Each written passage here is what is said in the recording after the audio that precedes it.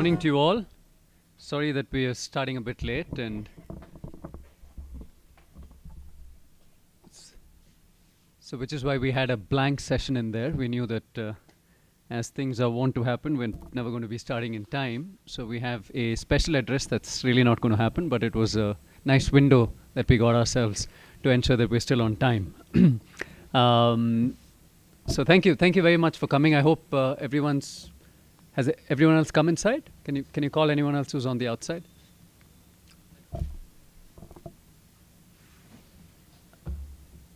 Yeah, so the first session is really just going to be a welcome address by the various people that have come together to make this conference happen. We thought it's an interesting theme to highlight and to explore new dimensions within the classic IP and open access debates, not just to rehash some of the things that have already been said and stated, but to really explore new perspectives. And this first session will also have what I think will set the tone for the 2 days that we have, which is the keynote address by a very special guest who's flown in all the way from Australia to be with us, a legendary pioneer who's pioneered several things in the last couple of decades. It was one of the first to have pioneered open access in the technology sciences through BIOS, Biological Open Access Initiative, and founded many others initiatives that pretty much democratized access to scientific and technical knowledge. And he will present some of his latest offering as well, the Lens. So this session, without much ado, may I please welcome the Honorable Vice Chancellor, Professor Dr. Venkat Rao, to please say a few words of welcome. Thank you, sir. I thought that when we would like to speak for the commons, we are bound to become powerless. That's right. And that's a symbolic gesture. It's like, yes. Be that as it may, when I was seeing that wonderful giant flexi of unlocking and unleashing, I was reminded of the fact that you have all stepped your best feet to your place, which unlocks the potential and unleashes the talent. The best example is Dr. Shamnath Bashir. And I always am very fond of referring to our alumni as our deferred dividend. And ladies and gentlemen, it's my privilege and honor to extend a very warm welcome to you to this wonderful place which has brought about a paradigm shift in legal education. And today is a day with a difference for National Law School of India University, because this is the day, thanks to our founding fathers, which reflects the pluralism, which reflects the unity in diversity. This is the ethnic day. Very glad that they've contributed and helped us fund part of this program, and we have two of their lawyers here. The Karnataka Free Software Movement, right? Not foundation, okay. So they insist because there's a lot of terminological wars going on between all of the free software movements and foundations. So I put their name down as a foundation initially and said, no, a movement, but not a foundation. Foundation seems too stuck, right? Movement is more fluid. So we want to thank the Karnataka Free Software Movement as well for funding a part of this. And they will do a short presentation in the afternoon. And then, of course, the Law and Technology Society, Aditya, for joining hands with us, and all the wonderful students that worked around the clock to make all of this happen, Harpreet and Pratiksha and many others. And we'll do a more extensive one towards the end. But thank you all, and thank you to our speakers, panelists, and to the audience for landing up here. And we want this to be as participatory as possible. I mean, this is open access, right, at the end of the day. So, we want to make the debate as democratic as possible. And let's hope that we get some new ideas that we can take back with us and get a turning of some points that may shift the debate away from the old stale sort of points that we've been wanting to hear often. So with that, may I please invite Professor Ramakrishna to say a few words. Thank you.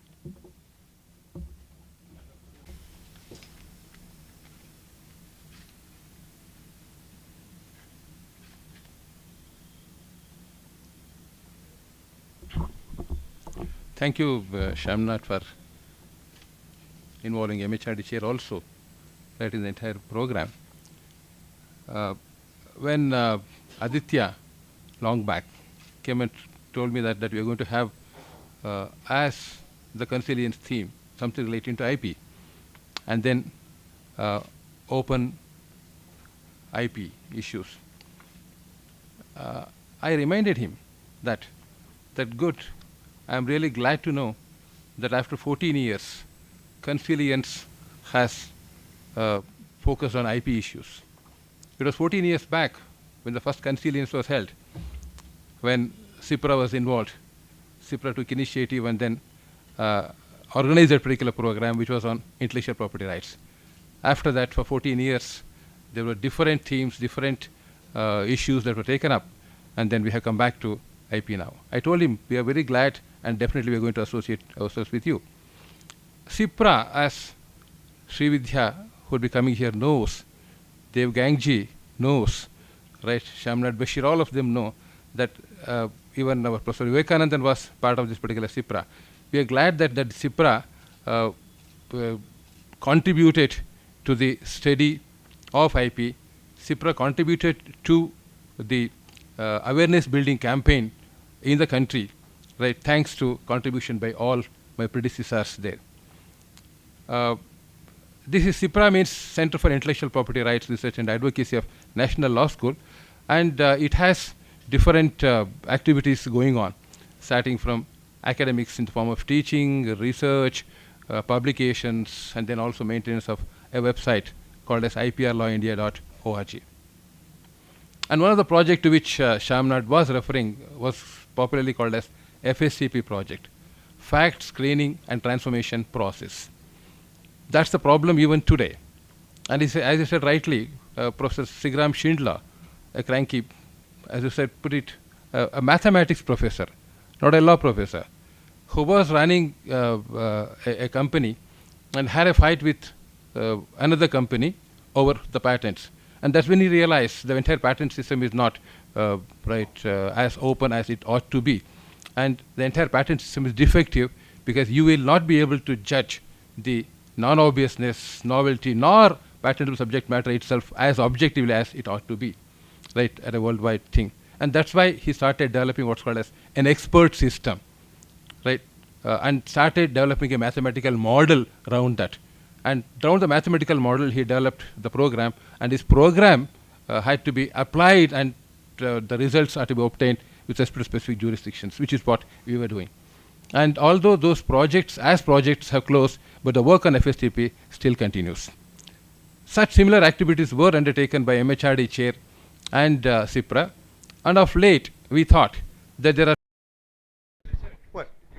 Yes. Okay. It's not buzzing. All I have to do is just not dance. Okay. So let's come back to the eye on the prize, and that is the ability to solve problems. We can talk a lot about accessing knowledge, but really, I was tempted to call this talk Open Schmopen. Who cares about openness unless it enables the human imperative of solving problems that are germane to us, the creation of goods and services, practices and policies that affect us as human beings. Keep our eye on the prize so that we don't get distracted by the tool and lose sight of the ability to achieve something important. Okay, so that's the first historical lesson, 1960s, Jane Goodall's seminal observation about this fundamental imperative to innovate. Well, let's wind the clock back substantially further than that to the early 1400s. At that time, the European powers were just beginning to get offshore navigation as a standard in their commerce. And who dominated that? The Portuguese. The Portuguese cleverly invested in a very important craft, cartography. The King of Portugal invested in a school of cartography, and they would fund and send out surveyors and explorers who would, if they came back at all, come back with knowledge of the natural world that had hitherto been closed. We had no charts of the world, no maps of the world. They would come back laboriously with their soundings. And if you think about a ship's voyage, the Magellan or Vasco da Gama's voyages, it's what you could see on either side of the ship, what depth soundings you could make around the ship. So each time they'd come back with a string of data. And that string was the course of their journeys.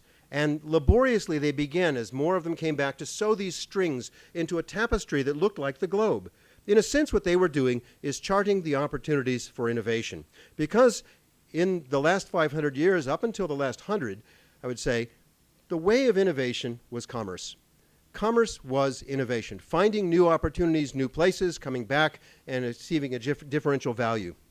Economics was built on differential value, and commerce was the tool.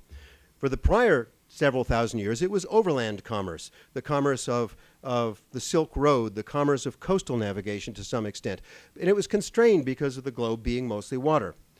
When the Portuguese and latterly the Spanish began to explore the world, they kept them as trade secrets. In fact, they were the most closely guarded secrets in Western civilization. The maps and the charts and what are called the portolans, the navigation guides, were so closely held that it was a capital offense to even let them out of your control as a navigator or a captain in the Portuguese fleets.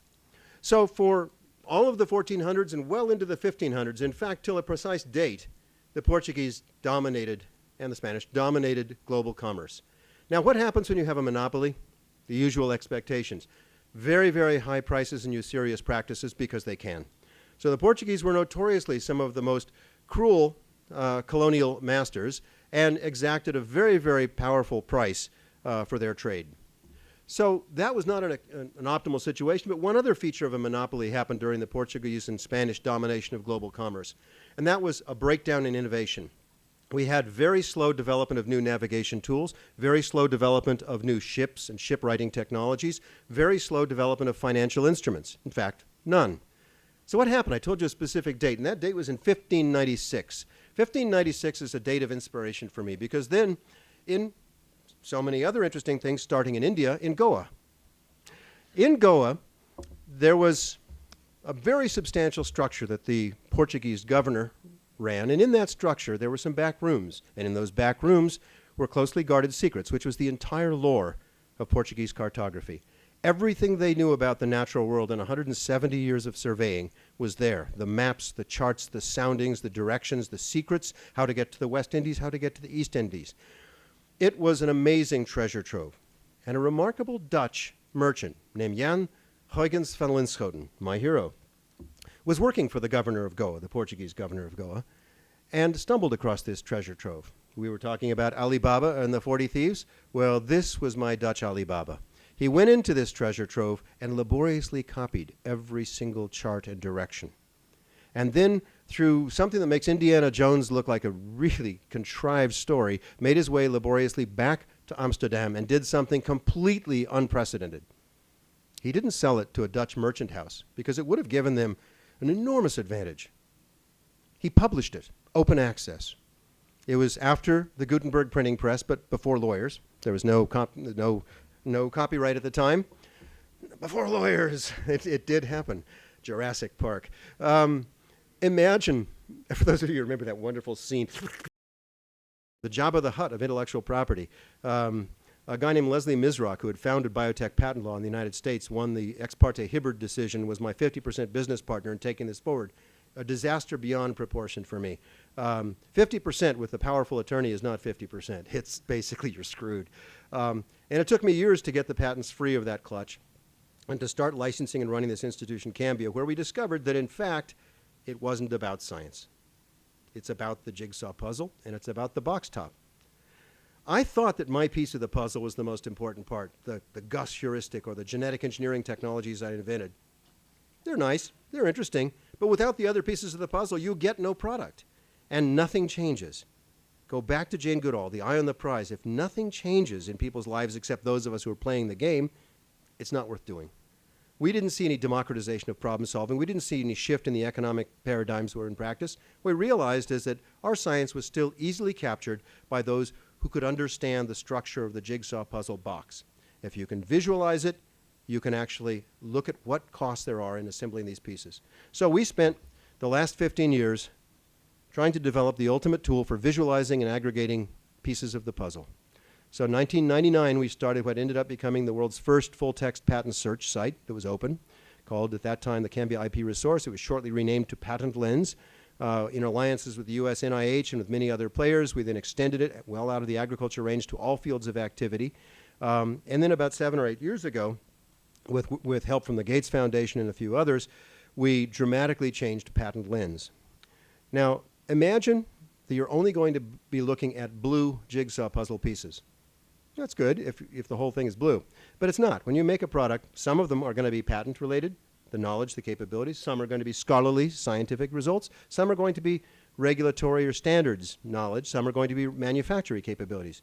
All of those capabilities have to be visualized and ultimately aggregated if a product is to be made, whether it's the smallest farmer or the largest pharma. So patent lens became LENS. The purpose of LENS was to take every single patent document in the world, render it open access, reusable, fully marked up, and to integrate it with scholarly knowledge. What we have done is, using modern techniques, scraped out of the patent literature much of the prior art, 30 million citations, marked it up with persistent identifiers so that now we can start bridging these two remarkable cultures of scholarly research and product development trajectories. But it's only the beginning. So over the next 3 years, what we think we'll be able to do is turn this into the most disruptive platform we've seen in innovation intelligence. So I'm going to close before doing a demo of what we have in the LENS, which is not the big vision. The LENS right now is a step.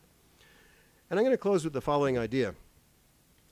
Wikipedia has been an utterly remarkable success that confounded its critics in the earliest days. And if you think about it, one of the ways it did that was by not demanding evidence. When you write an article in Wikipedia and you put some citations, how many people actually check those citations? They check that they're there. But basically, it's not an evidence-driven cyber infrastructure. It's basically, it's mitigated opinions. Everybody writes something they think they know about. Other people converge towards, yeah, that's an acceptable version of it. And surprisingly, it works pretty well. But that working pretty well is not enough if you're putting serious money on the line, if you're trying to develop a crop that you know is necessary for your community, or a medicine that's necessary for your illness. It's not good enough. From now on, everything has to be evidence-driven. It has to be transparent, reusable evidence, and it has to transcend the borders of blueness or redness or patents or scholarly. It has to consider all of the necessary knowledge to put the pieces together in a puzzle. So our ambition with the LENS is quite dramatic. Our ambition is to look at the patent knowledge gatekeepers and say they should be yesterday's technology. We should look at the regulatory gatekeepers. We should look at the scholarly gatekeepers and say that's a yesterday approach. And from now, work with community to make this a business-friendly, completely open facility. And we're making great steps with our alliances so far. But curiously, there's a whole new business in that. And this is what I'm going to close with, because every time I talk about the LENS, people say, well, how are you going to fund it? Because that's a great question. So far, we've done it with a huge number of foundations, some governmental support, strangely the Norwegians, not the Australians. How do you actually take it forward? All of us who are trying to do good things, and I'm looking at people here who know this problem so well, we have to figure out how to fund these initiatives. We can either fund them by making them cheap, that's one way, but we also have to fund them by making them sustainable. We've come up with an